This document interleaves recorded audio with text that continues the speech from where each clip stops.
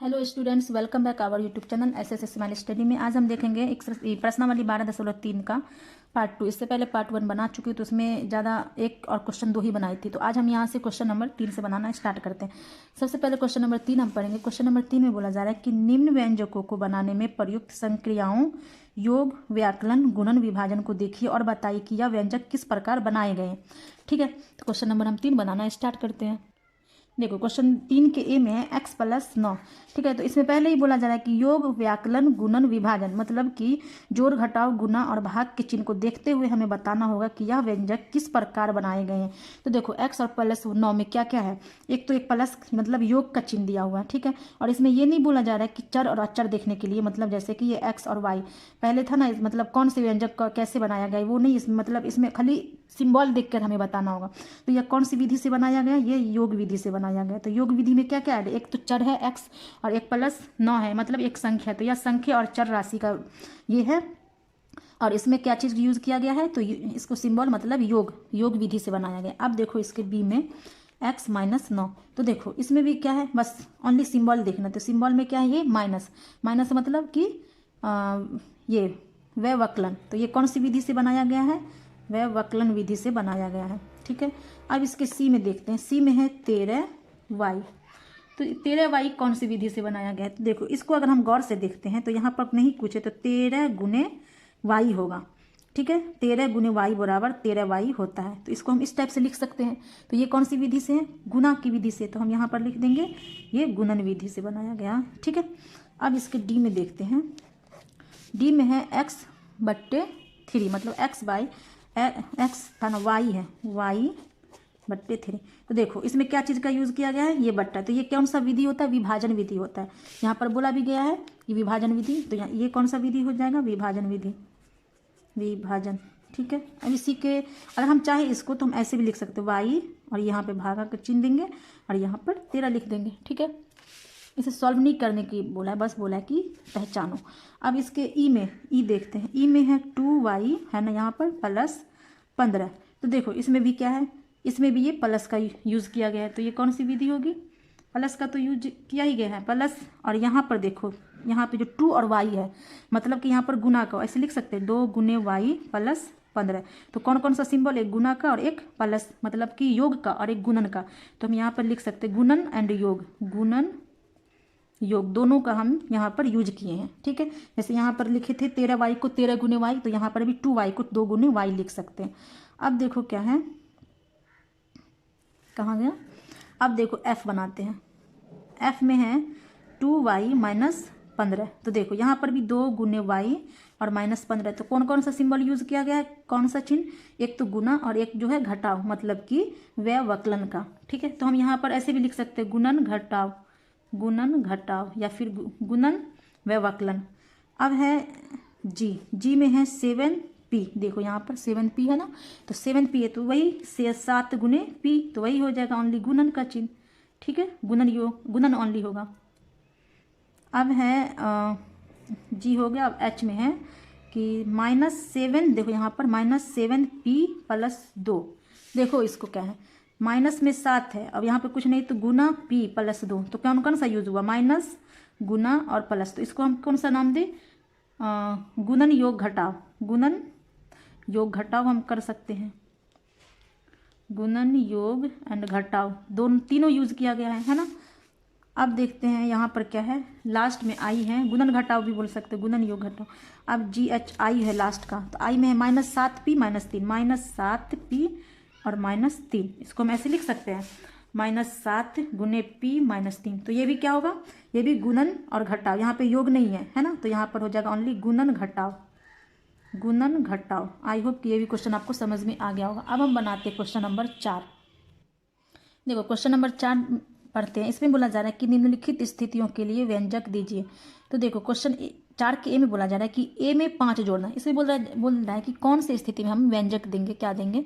जैसे जैसा क्वेश्चन में बोला जा रहा है बस हमें वही करना है। तो देखो क्वेश्चन के ए मतलब 4 के ए में है कि ए में 5 जोड़ना, ए है और उसमें बोल रहा है कि 5 जोड़ना। तो जोड़ना मीन्स प्लस का चिन्ह होगा, तो a + 5 हो गया मेरा ये क्वेश्चन सॉल्व। बस यही हमें करना है। अब देखो इसके बी में है कि a में 5 घटाना, तो a और -5 कर देंगे, हो गया। अब देखो सी में है कि सी को 5 से गुना करना, सी को 5 से गुना करना। देखो सी गुने 5, अगर हम इसको ऐसे लिख सकते हैं 5c, ठीक है, ये 5 है और ये सी है, बस यही होगा। अब है डी में बोला जा रहा है कि ए को 5 से भाग देना, तो ए को 5 से भाग देना, तो हम ऐसे लिख सकते हैं a/5 है या फिर a/5। तो ये सही नहीं होता है, सबसे अच्छा ये देंगे, ये a है, 9 मत समझ लेना, ठीक है, छोटे आए हैं, a/5 है। अब हम इसका डी हो गया। अब हम ई बनाते हैं। देखो ई में बोला जा रहा है कि m में 7 घटाना, m में 7 घटाना, ठीक है, हो गया ये भी सॉल्व।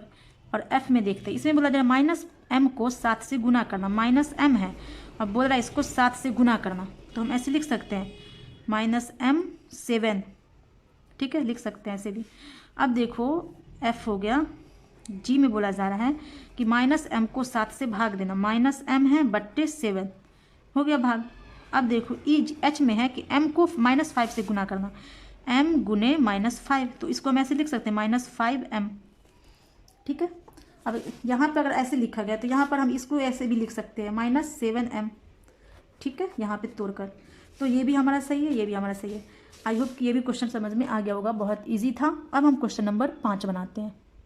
तो क्वेश्चन 5 बनाएंगे। क्वेश्चन 5 में बोला जा रहा है कि निम्नलिखित स्थितियों के लिए व्यंजक दीजिए। सेम क्वेश्चन 4 ऐसा ही था, तो क्वेश्चन 5 भी यही है। देखो क्वेश्चन 5 के ए में है कि m के 7 गुना में 6 जोड़ना। सबसे पहले क्या करेंगे, m को 7 से गुना करेंगे और उसमें 6 जोड़ेंगे। तो देखो m गुने 7 + 6, तो क्या करते हैं हम, अगर m को 7 से गुना करना, इसको ऐसे लिख सकते हैं 7m + 6, तो ये हमारा आंसर हो गया 7m + 6। अब इसका बी बनाते हैं। बी में है कि 2a में 13 जोड़ना, 2a + 13 को जोड़ दिए, हो गया, बस सिंपल। क्वेश्चन सी में देखो x का -5 से गुना करना, मतलब x को हम -5 से गुना करेंगे। तो हम देखो यहाँ पे एक तो गुना का चिन्ह हो ही रहा है, एक माइनस और फिर एक माइनस का चिन्ह, हम दोनों चिन्ह एक साथ नहीं लिख सकते, तो हम इसको कोष्ठ में लिख सकते हैं। बट एक इसको हम क्या करेंगे, अगर इसको इससे को गुना करते हैं तो यहाँ पर हम -5x ऐसे लिख सकते हैं तोड़कर, ठीक है।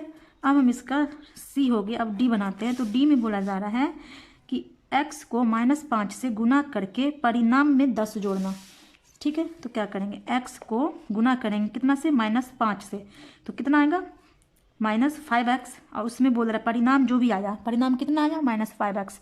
अब बोल रहा है कि इसमें 10 जोड़ना, तो 10 हम जोड़ दिए, ये हो गया हमारा आंसर। अब हम इसके ई बनाते। ई में है कि x को 5 से गुना करके परिणाम में 15 घटाना, मतलब x को 5 से गुना करते हैं तो कितना आएगा 5x, और जितना भी आया उसमें 15 घटाना, तो 15 घटा दिए, हो गया हमारा आंसर। ई हो गया। एफ में देखते हैं। एफ में बोला जा रहा है कि y को -5 से गुना करके परिणाम को 18 से जोड़ना, y को -5 से गुना करके, तो देखो y गुने -5, तो कितना परिणाम आएगा -5y। अब जो भी परिणाम आया बोल रहा है कि उसमें 18 जोड़ दो, इसमें हम 18 जोड़ देंगे, ये हमारा आंसर हो गया। आई होप कि ये भी क्वेश्चन समझ में आएगा, बिल्कुल इजी था। अब हम इस चैप्टर का मतलब एक्सरसाइज 12.3 का लास्ट क्वेश्चन बनाते हैं, क्वेश्चन नंबर 6। देखो क्वेश्चन 9 में यहाँ पर बोला जा क्वेश्चन 6 में यहाँ पर बोला जा रहा है कि k और 9 का प्रयोग करके अलग अलग व्यंजक बनाइए। प्रत्येक व्यंजक में दोनों एक एक बार होने चाहिए। मतलब इससे पहले जो बनाई थी मैं क्वेश्चन 1, उसी टाइप से ये भी क्वेश्चन बनेगा। तो हम बोल रहा है कि k, ठीक है, और मतलब एंड 9 का प्रयोग करके हम अलग अलग व्यंजक बनाएं, बट प्रत्येक व्यंजन में दोनों एक एक बार ही होना चाहिए। मतलब k और 9 एक ही एक बार होना चाहिए। तो देखो हम ऐसे लिख सकते हैं, सबसे पहले प्लस का यूज़ करते हैं तो k + 9, ठीक है। अगर हम इसको यही माइनस में लिखते हैं तो k - 9 ऐसे भी लिख सकते हैं।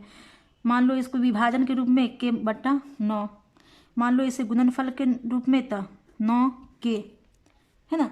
ऐसे करके हम बहुत सारे व्यंजक बना सकते हैं। अब इसका हम बी बनाते हैं, क्वेश्चन 6 के बी बनाते हैं। देखो क्वेश्चन 6 के बी में बोला जा रहा है कि m 5 और 7 का प्रयोग करके व्यंजक बनाइए। प्रत्येक व्यंजन में m अवश्य होना चाहिए। हर व्यंजक केवल 2 अलग अलग संख्या और संक्रियाओं का प्रयोग करे। मतलब फिर से वही क्वेश्चन है कि इसका m और 5 और 7 का हम प्रयोग करके एक व्यंजक बनाए, बट हमें यह ध्यान रखना है कि सारे व्यंजक में m होने चाहिए, ये जो है बिल्कुल होना चाहिए, ठीक है।